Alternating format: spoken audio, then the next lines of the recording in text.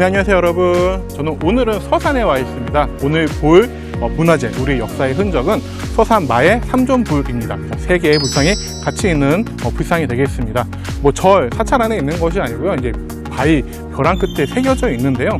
우리 백제의 미소로도 잘 알려져 있는 불상이 바로 이 서산 마의 삼존불상이 되겠죠. 국보제 84호로 지정되어져 있습니다. 그래서 이제 서산시 용현리의 가야산, 여기가 왜 가야산인지는 좀 궁금해지는데요. 찾아봐야겠죠. 가야산 감댕이골이라는 곳에 위치하고 있습니다. 그래서 서산에는 서산 구경이 있다고 하는데 그 구경 중에 두 번째가 바로 이 서산 마의 삼존불이라고 합니다. 자, 이 서산 마의 삼존불은 되게 백제시대 때 만들어진 불상이니까 되게 오래됐죠. 거의 1500년이 가까이 됐는데 이 세상에 빛이 발하게 된 것은 그렇게 오래되지 않았습니다. 물론 마을 사람들은 알고 있었죠. 1958년에 부여박물관의 박물관장이었던 홍사준 박사님께서 이제 이 근처 가까이에 있는 보원사지라는 절터에서 이제 문화재 발굴 작업을 하다가 마을 사람들한테 근처에 또 뭐가 없어요? 라고 물어봤다고요. 물어봤는데 마을 사람들이 저기 산 중턱에 허허허 웃고 있는 벼랑 끝에 산 중턱에 허허허 웃고 있는 산신령 조각이 있어 라고 알려줘서 세상에 드러나게 되어졌습니다. 자, 그럼 재미있는 일화를 가지고 있는 서산 마의 삼존불 살펴보도록 하겠습니다.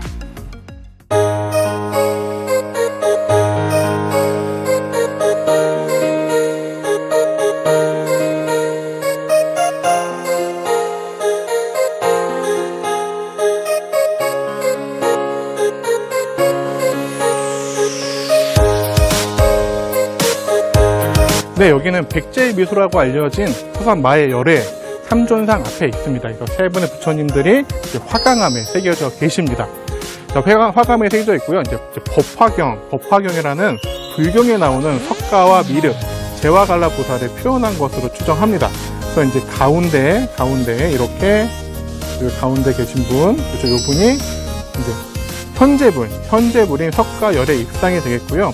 자, 그리고 지금 보이는 화면에서는 오른쪽에 있는 분이 이제 이분이 바로 미륵 반가 사유상이 되겠습니다.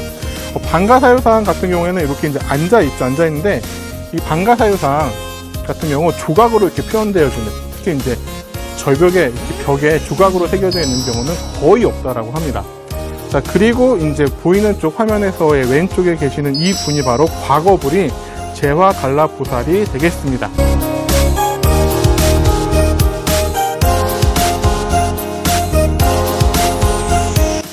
그래서 이분들의 키 가운데 계신 석가열의 입상이 2.8m고요. 제와갈라 보살은 1.7m. 근데 이제 앉아 계신 미륵 반가 사유상은 1.66m입니다. 그래서 세 분이 같이 계시는데 이게 좀 특이한 점이 다른 삼국시대 일반적인 삼존불 배치하고는 조금 다르다라고 합니다.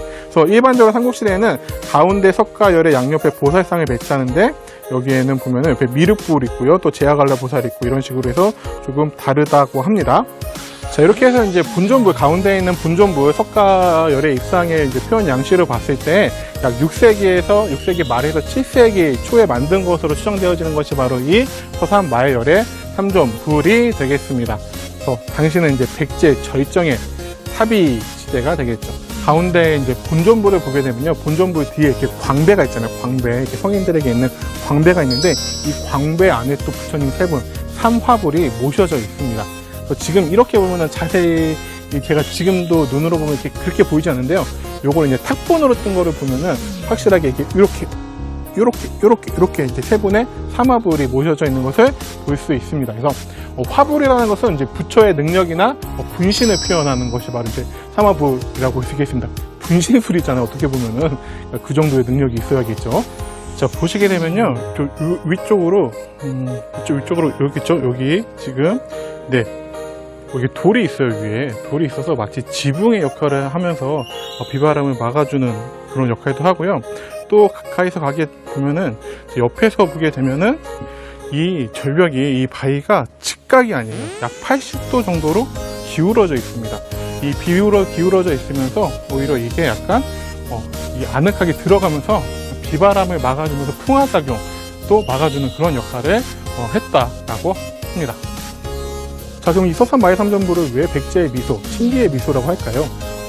아침, 점심, 저녁에 따라서 해의 위치, 태양의 위치가 바뀌죠. 태양의 위치에 따라서 이 표정이 바뀐다라고 해요. 그래서 신비의 미소라고 전해지고 있습니다.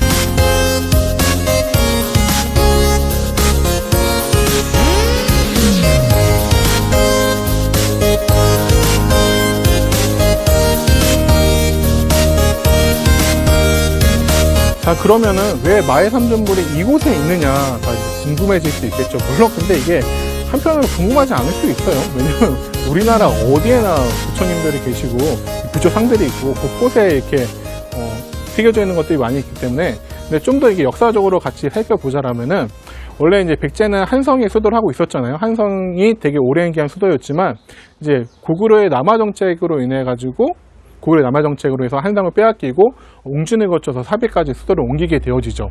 그리고 나중에 일시적으로 선왕 때 진흥왕과 연합돼가지고 한강역을 차지하긴 했지만 또 한강역을 또 신라에게 빼앗겨 버리잖아요. 그러니까 그 전에 한성에 있을 때는, 아니면 또 고구려랑 친할 때는 이렇게 육로를 따라서 고구려를 지나서 요동을 건너서 중국과 직접적으로 교육을 할 수가 있었어요. 근데 그러지 못한 상황이 되자 이제 직접적으로 중국과 교육을 하기 위해서는 바닷길을 찾아야 했습니다. 바닷길을 찾아야 하는데, 이 충청도에는 이 당진, 태안 이쪽 지역이 당시의 백제 영토로서는 중국과 가장 가까운 곳이라고 할 수가 있겠죠. 그래서 사비에서 이렇게 올라와서 서산을 거쳐서 당진과 태안을 건너서 중국으로 갔던 그런 교역로라고 볼 수 있겠습니다. 또 그런 교역로다 보니까 또 중국의 우수한 문물들이 먼저 도착하는 것도 바로 이곳이라고 볼 수 있지 않을까 싶습니다. 그러면서 한편으로 또 이렇게 바닷길이 먼 길을 가다 보면은 뱃사람들이나 아니면 사신들이나 이런 교역했던 사람들도 뭔가 부처님한테 안전, 무사 항해, 무사 안전 귀환을 그런 바라는 마음들이 이제 이곳에 이 수산 마의 삼존물에 새겨져 있는 것은 아닐까라는 생각이 듭니다.